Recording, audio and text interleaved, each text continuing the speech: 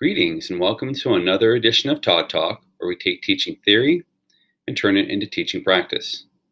In keeping with our theme of social emotional learning, today I'll be talking about how you can form advisory groups so that you can purposely and with intent be teaching social and emotional skills for coping mechanisms for students to help them with any issues that they may have. So the way that advisory groups can form, they can be as informal as just simply having a morning meeting. So sometimes these are called Monday meetings. And so what these would look like is every Monday morning or whatever day you choose, you take 10 to 15 minutes and you sit down with students, and it can be very informal, it can be sitting on the ground or whatever, and you talk about things that are coming up for them. It doesn't have to be academic in nature, can be personal, can be a friendship that's in trouble or something of that nature. But it's one of those things where you're creating a space for them to be able to share. And you also have to set the environment so that they feel confident in doing that. So you might want to create norms for your group and make sure that students know that whatever is said in morning meeting stays in morning meeting and is not talked about with anyone else. And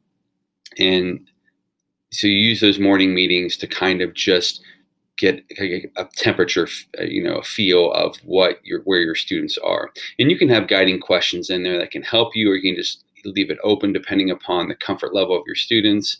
But in morning meetings, I tend to like to ask open-ended questions, such as some of the ones that you see listed here, of things that just kind of get the conversation started.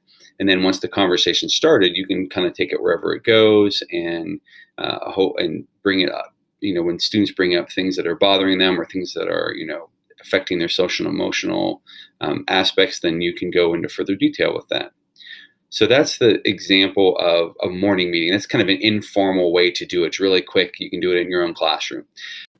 If you want something that's a little more formal, you can form advisory groups. So if you're how we did it in our gifted program was that we had a teaching team of 8 different teachers. And what we did was, and we also had 3 grade levels that we were covering. So we had 4th, 5th, and 6th grade. And so what we did is every other week we would meet for 45 minutes in advisory. And how we form these advisory groups is that we made them smaller than your typical class size. So a class size is anywhere from 25 to 30 students. I jumped into this, so we had 9 teachers to divide students amongst, and I got the principal to also be involved. And so you had groups of anywhere from 15 to 20, and that way there were more intimate groups. You could really get to know your students.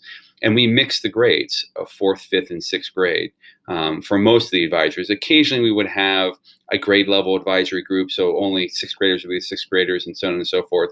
But we wanted kids to mix with one another and get to know each other as part of our, our gifted community, because we were a magnet program. And so what this looked like is, every couple weeks, we had an advisory group of 45 minutes long.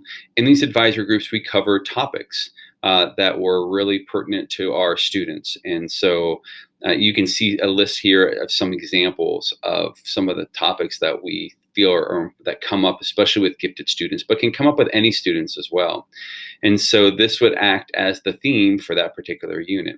So, for example, if we were looking at the idea of, asking questions, we would start usually with an activity of some sort that kind of got us into the spirit of what it is we were going to be talking about.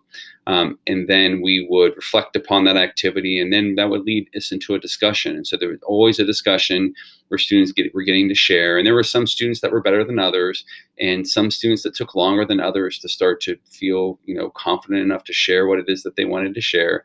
But, you do have to create that environment and space where they feel like they're safe to do that. If a student doesn't want to talk, you shouldn't have to force them to talk. So you as the teacher have to decide how you're going to set that learning and that suitable learning environment for talking about things that they are looking at. So I've included here the curriculum that we used. It was a 10-week program for us. And as you can see here, it started with norms. And so we establishing norms is really important as part of a group. So we wanted to make sure that everyone was on the same page of what the expectations were. And then we just went through week by week with the different topics that we were discussing. I always try to make it real hands-on. It wasn't just sitting around talking the whole time. There was usually an activity at the beginning to try to get the juices flowing or sparks going or people thinking.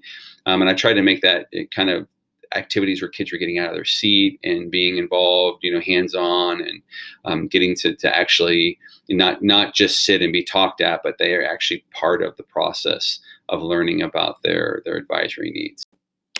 So to show you, this is an example of a lesson that we would do on time management. So the way I started the lesson was I would divide the group into teams of 5. And then they would have to appoint a scorer that would score another team. And then I would give them 5 minutes to perform these 20 tasks. And then the scorekeeper would keep track of points and announce, who had gotten the most points. So it would be silly things like one member of the group had to go around the room one time to get 5 points. Everyone had to be assigned a nickname to each member of the team. There were other that were more difficult, such as creating a list of the top 5 books you would recommend. And what this did was, there's no way you're going to get all of these activities done in 5 minutes, which is kind of the purpose of it. The purpose is, are there ways that you could prioritize or manage your time to get higher score than what you got? So we would finish after we did the actual activity, then we would have a reflection, and that reflection then would or debriefing, and so we would talk about how it went, what could have gone better, things that could have been done to improve. So this kind of then gets them thinking about the idea of their own time management. And so then I ask a general question of what are some things that can waste time? And I put some possibilities here. Kids may have ones that are not there, or they may phrase them in different ways, but it gives you a general idea of what are some possible answers that student might come up with. And then you ask the question of them, what are ways that they can, counter these time wasters, or what can they do to manage their time better? And so they're the ones developing the strategies. You're not showing them the strategies. These are here as a guide for you. If the kids start to kind of form that idea but can't quite get it out, you could help them with that. But for the most part, kids are going to be generating these ideas. And so by the time that this activity debriefing ends, students have a pretty good idea of what are time wasters in their own lives, and then what are things that they could do to make that better. Then we always conclude with takeaways. So we look at what are the lessons that we want to get from this. And so ideas such as using a calendar, having kids look at the big picture, doing what we did, which was identifying time wasters and managing their time. And so we would conclude with a discussion question of why would managing your time be so important? And how do you manage your time specifically? And then students can talk about some personal issues that they have had with time management or working with others, or whether they feel time management is important or not. What is the value that they've placed on that? And then there's some additional activities. I always over plan for my advisors, because you never know where the discussion is going to take you. So the discussion could take 5 minutes. It could take 30 minutes. You want to give space for that to happen. So I always had extra things just in case the discussion wasn't going anywhere. So in this case, if they finished early, then you could go to the blank pizza chart and have them chart out what it looked like to actually organize their day and how they manage that time and how they divide up, and then they can visually see how it looks like a pizza. But we didn't get to that in that particular lesson, but it's there in case you want to get to it or give them a graphic organizer. So what that you see there is an example of one lesson of the 10 that we did. I had a link to all 10 lessons. So if you want to use those to form your own advisory groups, please feel free to do so.